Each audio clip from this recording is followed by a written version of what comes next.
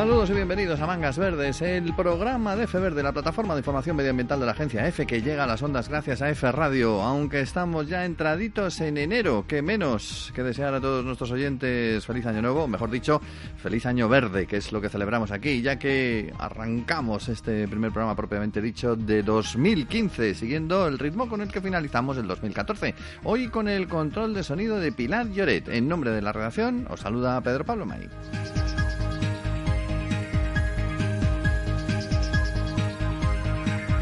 Y el nuevo año nos encuentra como nos dejó el anterior, caminando por España, conociendo lugares llamativos, que hay muchos, que hay algunos verdaderamente curiosos, y especialmente en el entorno de la Red Natura 2000, que estamos conociendo de manera exhaustiva, detallada, a lo largo de nuestros programas. Vamos a entrar en calor, yendo de un lado a otro, con Cristina Yuste.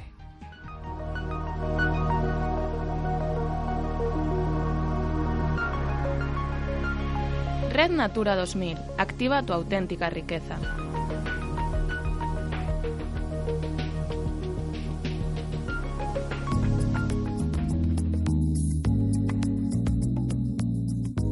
Lejos de ser responsables de la erosión del suelo o de los cambios del paisaje de los que a veces se les acusa de manera injusta, los caminos rurales y senderos que discurren por buena parte de los territorios de la Red Natura 2000 en España son hoy en su mayoría una fuente de conocimiento y, por tanto, de conservación. Necesarios en su origen para favorecer el desplazamiento del ganado, el acceso a las tierras de labor o como lindes de territorios, en la actualidad se consolidan además como un modo de adentrarse en la naturaleza con el menor impacto. Y su conservación ha demostrado un plus de protección al entorno, porque no es posible cuidar y respetar sin conocer. Nos lo cuenta Eduardo, asiduo senderista y estudioso de las tradiciones de su tierra, en el límite entre Castilla-La Mancha y Aragón, donde los caminos sirven más para unir que para dividir. El mantenimiento de estos caminos pretende preservar el medio ambiente con una señalización, con un respeto, por supuesto, por tanto la flora y la fauna de la zona. Eso además permite, yo creo que siempre el conocer las cosas permite protegerlas, quererlas más y desde luego conservarlas de mejor manera. Entonces estos caminos son absolutamente respetuosos con lo que hay en el entorno. Es una AGR, una gran ruta europea que está señalizada y bueno, desde luego lo que permite es que se mantengan y precisamente también se ponen acondicionamientos para agua para las aves y los animales que hay por aquí, se limpian los caminos de hierbas que permitan que estén señalizados, que sigan siendo practicables, o sea que al contrario, pretenden integrar el medio ambiente y por supuesto siendo respetuosos con él. El paso del hombre por estos senderos y caminos se remonta a siglos atrás. Sirvieron también a tradiciones religiosas como romerías o peregrinaciones y al intercambio de cultura y de comercio entre pueblos hermanados. Actualmente son muchos quienes transitan por ellos en busca de paz, de olores, de colores, de sonidos de la naturaleza, de bienestar o de deporte. Los antiguos romeros, comerciantes o ganaderos trashumantes dan hoy paso a un senderista de perfil más deportista y ecologista que se abre, nunca mejor dicho, camino en España. Y estos nuevos caminantes contribuyen a conservar tradiciones tan antiguas como la romería que va desde Milmarcos en Guadalajara hasta la ermita de la Virgen de Jaraba en Zaragoza, que sirve desde hace siglos para unir a ambos pueblos en una jornada festiva y de tinte religioso. Bueno, en la romería que se hace desde Milmarcos, que está en la provincia de Guadalajara, a Jaraba, que está en la provincia de Zaragoza, se venía haciendo tradicionalmente desde hace varias decenas de años. Eran un primer comienzo de lo que eran las hermandades entre pueblos, que ahora es más habitual, que es tener hermanados pueblos con determinados tipos de acuerdos culturales, económicos, de intercambio. Esto era un poco el inicio de esos hermanamientos. Antiguamente muchos lo hacían andando, otros en caballería. Permitía intercambiar culturas y tradiciones. Hoy su preservación sirve para que se señalicen y mantengan y, al fin y al cabo, para su aprovechamiento. Cada año hay más romeros, cada vez hay más senderistas, que es la palabra un poco más actual, ¿verdad? Pero en cualquier caso, más personas que vienen andando año tras año, manteniendo esta tradición, aumentándola, ampliándola y sobre todo permitiendo que perviva a lo largo del tiempo. La cornisa donde se ubica la ermita, donde comienza el barranco de la Hoz Seca y donde el camino toca su fin, es uno de los mejores exponentes de la relación entre hombre y naturaleza en los espacios de la Red Natura 2000. La huella del hombre, en plena sintonía con el entorno, se aprecia a lo largo de todo el recorrido y este pone en valor las oportunidades y la riqueza de esta tierra tan azotada por la despoblación, un lugar que pide a gritos que sus recursos sean aprovechados de manera sostenible y reviertan en riqueza y desarrollo. Espacio realizado con el apoyo del programa Life Plus de la Unión Europea, coordinado por la Sociedad Española de Ornitología y EFE Verde, la plataforma medioambiental de la agencia EFE.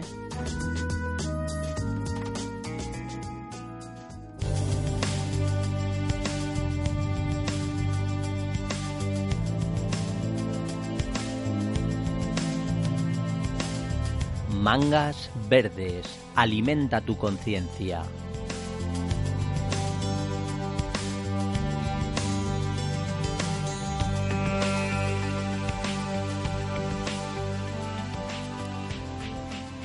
Terminábamos el año pasado hablando de las premiadas en la 9ª edición del programa L'Oréal UNESCO for Women in Science, mujeres que se dedican a la ciencia en proyectos que además interesan al medio ambiente, y comenzamos 2015 en la misma línea porque queremos conocer los proyectos de las 5 galardonadas. Hemos hablado ya con algunas de ellas, pero nos quedan algunas más por mencionar. Entre ellas Rocío Ponce, que va a ser nuestra invitada de hoy y que nos ha comentado cosas de interés cuando estuvimos charlando sobre su trabajo, como ahora mismo pues tendremos ocasión de comprobar. Para empezar, ¿en qué consiste ese trabajo que pasa por un asunto casi tan epatante, tan de ciencia ficción, como fabricar células solares orgánicas que puedan sustituir a las actuales inorgánicas? Eso permitirá desarrollar un sistema energético completamente nuevo. Mi proyecto es analizar y estudiar materiales orgánicos que puedan reemplazar o utilizarlos en otras técnicas alternativas al silicio que se utiliza actualmente en electrónica y en fotónica. Entonces, la idea de utilizar un material orgánico es... Los materiales orgánicos dan muchas ventajas frente a lo inorgánico. Por ejemplo, son materiales plásticos, no son... serían flexibles, son materiales que de forma más fácil podemos funcionalizarlo para cambiar sus propiedades electrónicas. Son materiales más baratos, con lo cual podríamos obtener dispositivos que fueran más económicos y que por tanto permitieran, en el caso principalmente de las células solares, permitiría que se expandiera en todo el mundo, ¿no? Porque sabemos que actualmente por las células solares uno de los problemas principales es el alto precio, ¿no? Tenemos que hacer una inversión si queremos poner células solares en nuestra casa. Si pudiéramos abaratar mucho el coste de estas células solares, pues sería mucho más fácil de expandirlo a nivel mundial, en zonas más deprimidas, principalmente eso, vamos. Rocío Ponce Ortiz, 34 años, nacida en Marbella, titulada en Ingeniería Química y doctorada en Química también por la Universidad de Málaga, que se ha dedicado toda su vida al estudio de estos materiales orgánicos para su aplicación en dispositivos electrónicos y fotónicos, con la idea de crear esa tecnología especial, medioambientalmente sostenible, y que en el trabajo que ha realizado hasta ahora, aunque ha realizado progresos hasta el momento, queda todavía mucho por delante. A día de hoy el porcentaje de conversión de luz a electricidad es mucho menor en el caso de las células orgánicas al de las células inorgánicas, con lo cual a día de hoy no puedes reemplazarla, pero es verdad que se podrían utilizar, como antes teníamos una discusión hablando de eso, que quizá para casos donde necesite mucha más energía se utilicen las inorgánicas más caras, pero lo bueno de las orgánicas es que podemos, como he dicho antes, pueden ser plásticas, pero además podemos utilizar materiales que sean transparentes, con lo cual podemos cubrir, pues esta ventana, por ejemplo, cubrirla con una célula solar, de forma que durante el día te están dando la luz, pero a su vez está almacenando energía para la noche. Son células que van a tener un porcentaje de conversión menor. A día de hoy, de hecho, no pueden todavía competir, no están en el mercado, porque el porcentaje de conversión es mucho menor, pero si lográramos alcanzar un porcentaje de conversión mayor, podrían ser pues una alternativa más económica y quizás para otro con otras funciones a las inorgánicas. Bueno, algunas de esas funciones son incluso bastante curiosas, tanto como poder incluso aplicarlas sobre un coche, instalarlas en un coche, por ejemplo, y autoabastecerlo para que, recuperando la luz del sol, pudiera simplemente, a través de esa energía, moverse por la carretera, algo que todavía está lejano, pero quién sabe en el futuro. Depende un poco del porcentaje, digo, claro. Eso es lo ideal. Decimos, eso pues sería, si tenemos una célula solar que es plástica, pues podemos que tome la forma del lugar en el que se deposite, no es como ahora que tenemos una placa, claro. Pues sería cubrir la superficie de lo que quisieras, un edificio, las ventanas, un coche, eso sería lo ideal. Es verdad que a día de hoy todavía el porcentaje de conversión no es competitivo y estamos hablando además del porcentaje de conversión a nivel de laboratorio. Si eso lo llevamos a una escala industrial, aún disminuye más. Lo cual, pero que es un campo de investigación muy activo en el que están involucrados muchísimos grupos de investigación. Y de hecho hay algunos aspectos de la industria donde ya se están aplicando. En el caso de las células solares, sí, pero en el caso de los diodos emisores de luz orgánicos ya los tenemos en televisores. O sea, tú ya puedes ir a cualquier centro comercial y encontrar un televisor que esté basado en diodos emisores de luz orgánicos. Con lo cual, es ciencia ficción en unos campos porque realmente se necesitan unas características muy determinadas, pero en otros campos, sin embargo, ya tienen las propiedades necesarias para comercializarse. De hecho, en los OLEDs, en los diodos emisores de luz, pues ya cada vez están tomando más peso, más fuerza.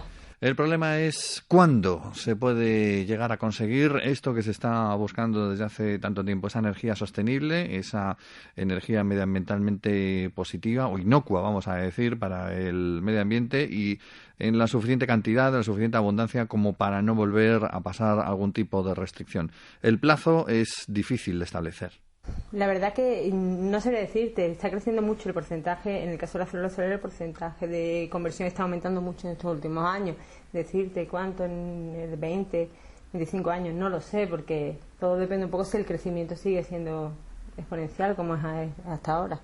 En las células solares, porque yo trabajo también los transistores de efecto campo de base orgánica, pero bueno, hay muchas empresas que están invirtiendo mucho para la investigación de estas células solares, entonces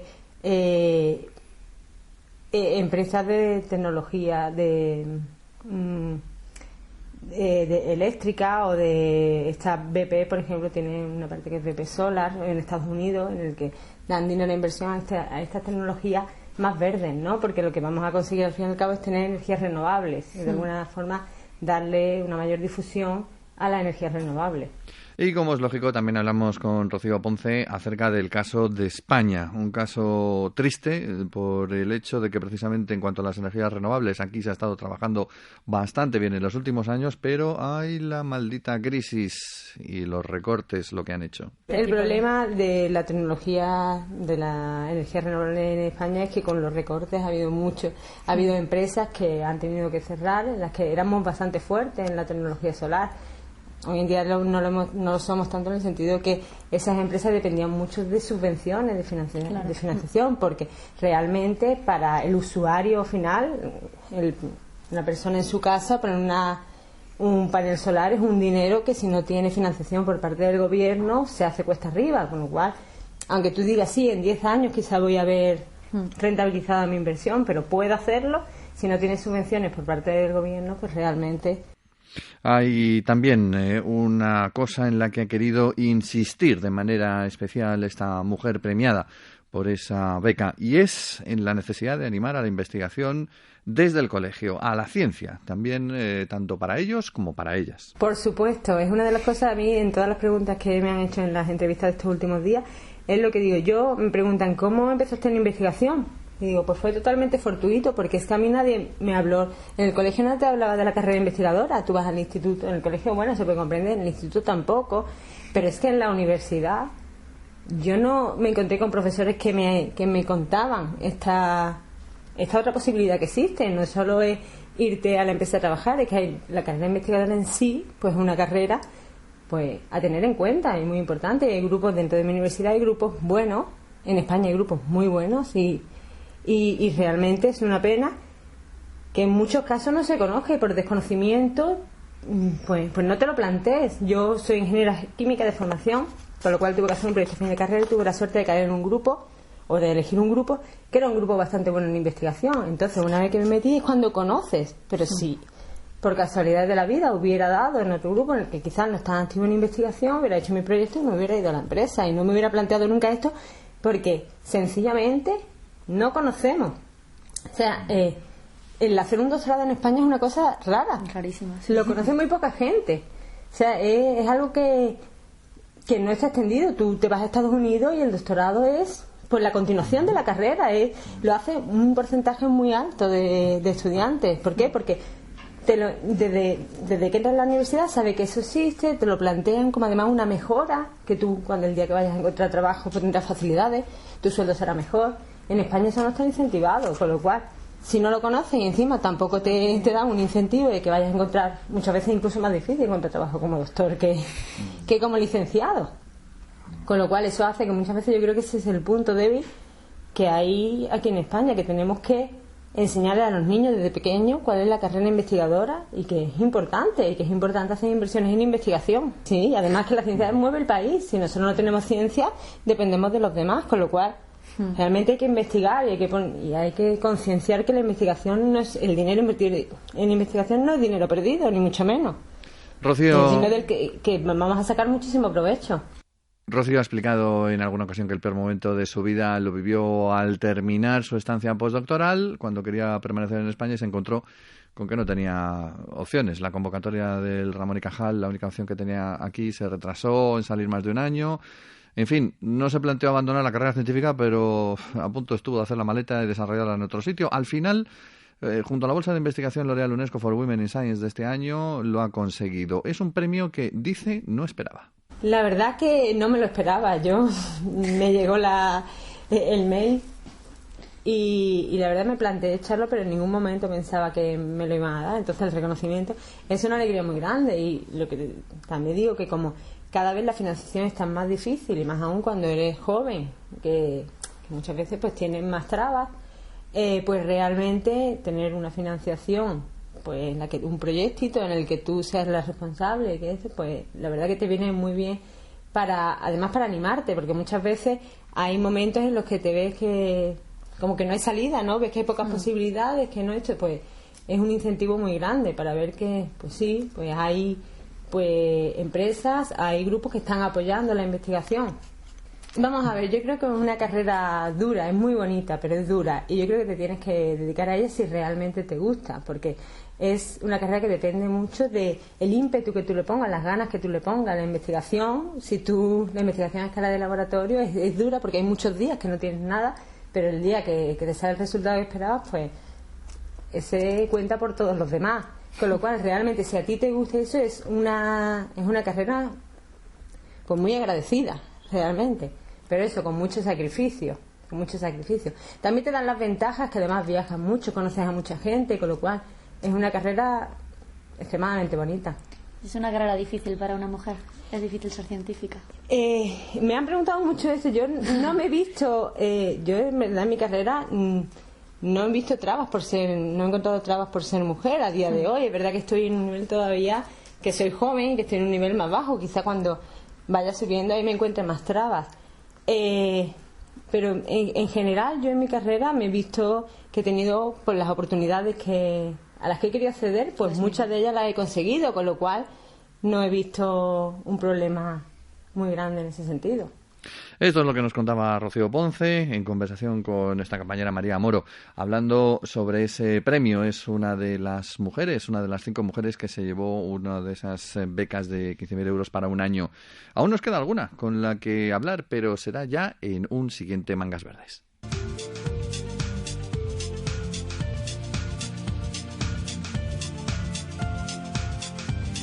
Mangas Verdes. Coopera con la vida.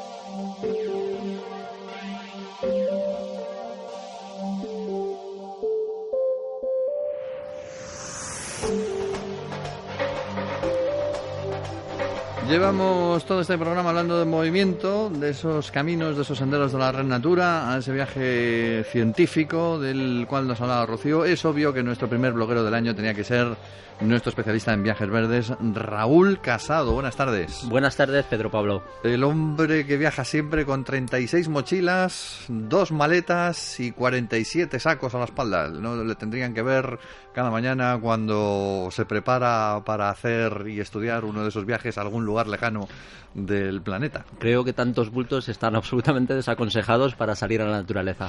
Bueno, hoy nos vamos a ir muy lejos, como nos gusta, a conocer destinos y además destinos verdes, como es uno de los lugares, además quizás más amenazados desde el punto de vista verde por aquello de los incendios en sus selvas, en sus junglas, que han traído bastantes problemas no solamente al país, sino a la naturaleza en sí. Hablamos de Indonesia, un lugar donde has estado y que lo que yo más me he acercado a Indonesia, y no era Indonesia, era Malasia, era con las novelas de Sandokan de Emilio Salgari, pero tú has estado allí en Indonesia.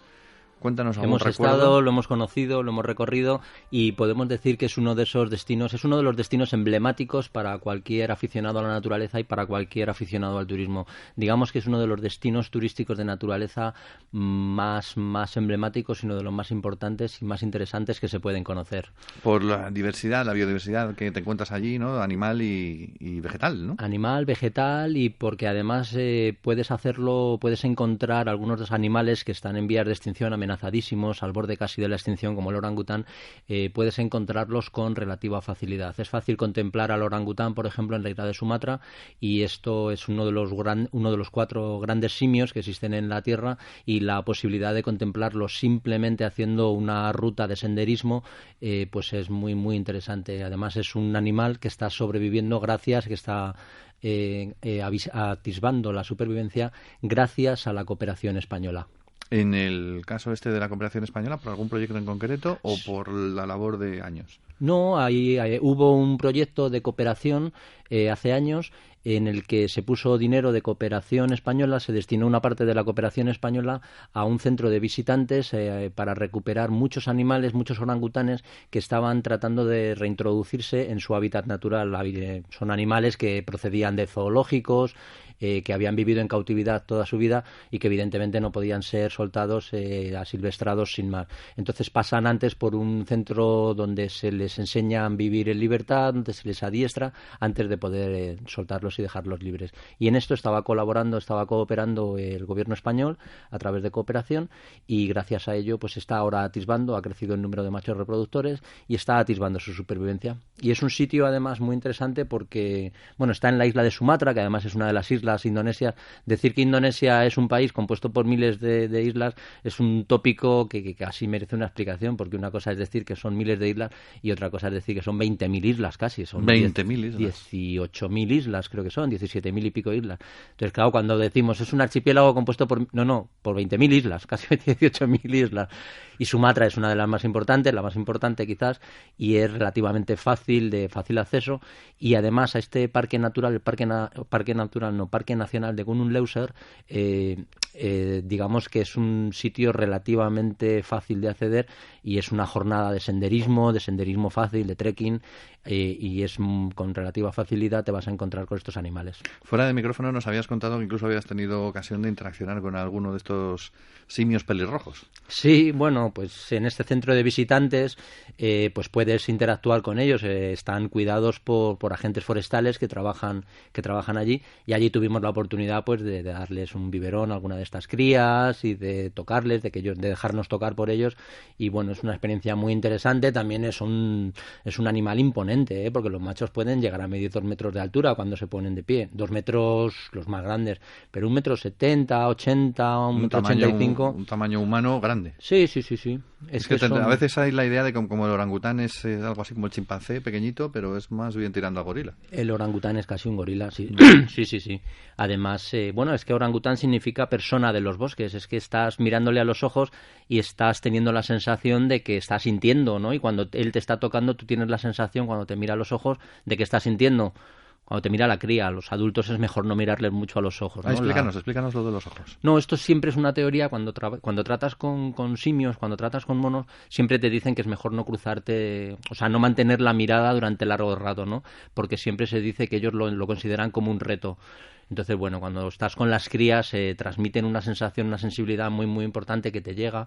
Sin embargo, con los adultos te recomiendan no mantener la vista, la mirada durante mucho tiempo, porque lo pueden acabar interpretando como un reto. Ellos nos ven a nosotros también como un simio.